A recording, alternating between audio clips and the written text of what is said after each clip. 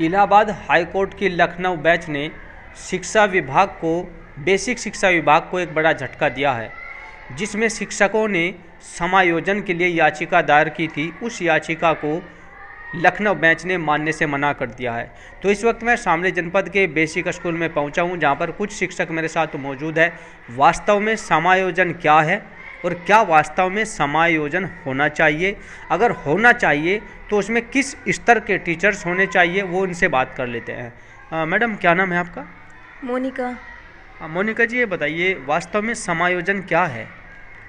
वो तो सर, जो जहाँ पर कम बच्चे हैं, जहाँ पर ज़्यादा बच्चे हैं और जहाँ पर कम बच्चे हैं और टीचर ज़्यादा हैं, वहाँ से उठाकर और जहाँ ज़्यादा बच्चे हैं वहाँ पर एडजस्ट किया जाता है। यानी कि जहाँ बच्चे कम है टीचर्स ज़्यादा हैं, और जहाँ टीचर्स कम है बच्चे ज़्यादा हैं, तो एक दूसरे को वहाँ पर टीचर्स को संतुलन बनाने के लिए वो व्यवस्था की जाती है। उसको समायोजन का नाम दिया गया है ना जी। सर, आपका क्या शुभ नाम है? आसिफ अहमद, सहायक अध्यापक हूँ। अच्छा आसिफ जी, आप थोड़ा समायोजन के बारे में बताइए। समायोजन की जो याचिका थी वो रद्द हो गई है, तो इसे आप किस तरीके से देखते हैं? देखिए, समायोजन में इन्होंने पहले कभी वरिष्ठ को उठाते थे और फिर कनिष्ठ का कर दिया। अब कनिष्ठ ने याचिका डाली थी, उनके लिए भी याचिका थी कि भाई हम यहाँ पे जूनियर हैं और जूनियर को उठा दिया, जहाँ जाएंगे वहाँ फिर जूनियर बनेंगे। इट मीन्स हमेशा हमें ही समायोजित किया जाएगा, तो ये भी गलत है। और अगर वरिष्ठ उठाते हैं तो वरिष्ठ एक जगह बनकर उसकी अच्छी छाप बनती है स्कूल में, बच्चों के मन में, पेरेंट्स के मन में। उसे वहाँ से उठाएंगे आप तो स्कूल का थोड़ा बैलेंस गड़बड़ा सकता है। तो ये पहले ही देखना चाहिए कि कहाँ कितने हैं, तो उसके हिसाब से ही प्रॉपर बना लें। सरकार के स्कूल में 5 क्लासेस हैं, एक हेड मास्टर, 6 टीचर प्रॉपर हैं, 7 पर टीचर भेजो मत वहाँ पे, तो आपको समायोजन की जरूरत नहीं पड़े कभी भी। तो क्या ऐसा भी हो रहा है कि किसी स्कूल में टीचर्स ज़्यादा है बच्चे कम? हाँ जी, स्कूल में हैं, काफ़ी स्कूल ऐसे हैं बच्चे कम है, 3-3 बच्चे हैं और टीचर 4-4 हैं, ऐसे भी ऐसा भी है। तो आपके हिसाब से समायोजन हो जाना सही है या नहीं होना चाहिए?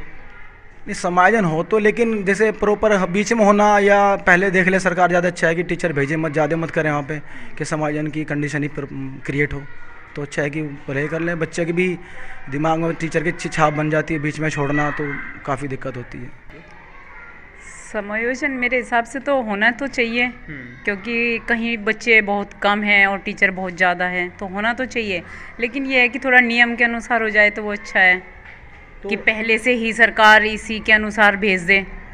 कहीं कहीं ऐसे ही आ जाते हैं शुरू में, लेकिन फिर बच्चे भाई समायोजन में उठा देते हैं, तो गलत तो है बीच में उठाना। हाँ। तो समायोजन जैसा आपने कहा कि नियम से होना चाहिए, तो आप टीचर हैं, आप किस तरह का नियम चाहती है कि अगर समायोजन हो तो इस तरह का नियम हो? अगर शुरू में ही भेज दे, बच्चों की संख्या देखते हुए समय से भेज दे। जैसे अप्रैल में एडमिशन होता है तो अप्रैल का महीना तो छोड़ दे, जुलाई में करे समायोजन तो ठीक है। जैसे इस बार इन्होंने जून की संख्या ली है तो वो गलत है। अप्रैल तक तो एडमिशन ही नहीं हो पाते अच्छे से। हमारे यहाँ एडमिशन की भी बहुत दिक्कत होती है। जुलाई में एडमिशन प्रॉपर सही संख्या तक, जो संख्या सही आती है वो जुलाई तक आती है। अप्रैल मई तक इतने एडमिशन ही नहीं होते। जी मैडम, आप बताइए आपका क्या नाम है? मेरा आरजू आर्या है।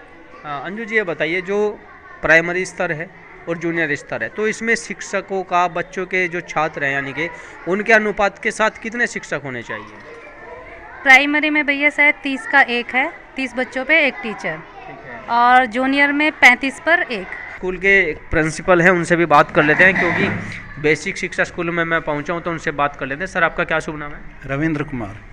रविंद्र जी, ये बताइए कि अभी हमने टीचर से बात की है, समायोजन को लेकर के हम लोग बात कर रहे हैं, तो आपका क्या व्यू है इसमें? जो समायोजन पॉलिसी थी वो रद्द कर दी गई है। जो हाई कोर्ट के न्यायाधीश हैं उन्होंने बहुत अच्छा निर्णय दिया कि जो जूनियर अध्यापक हैं वे हमेशा जूनियर थोड़े बने रहेंगे, उन्हें भी सीनियर बनने का मौका दो, तो सीनियर को उठा दो।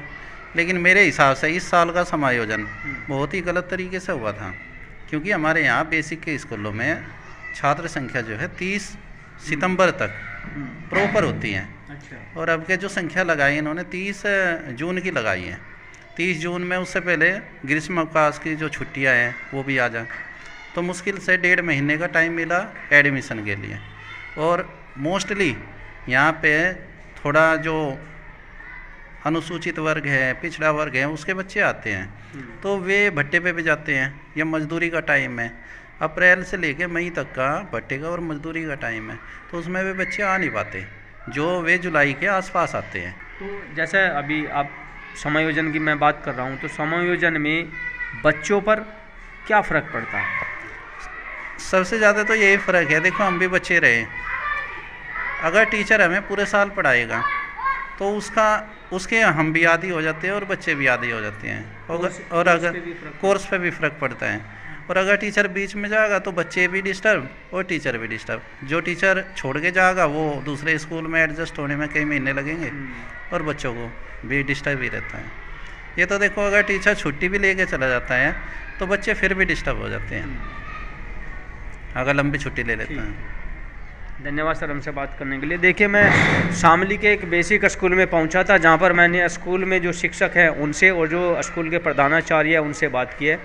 साफ तौर पे समायोजन पर इनका यही कहना है कि इलाहाबाद हाई कोर्ट के लखनऊ बेंच ने जो निर्णय लिया है समायोजन को जो रद्द किया है वो स्वागत योग्य है। शामली से अपने सहयोगी दीपक के साथ अमित शर्मा, न्यूज़ 24।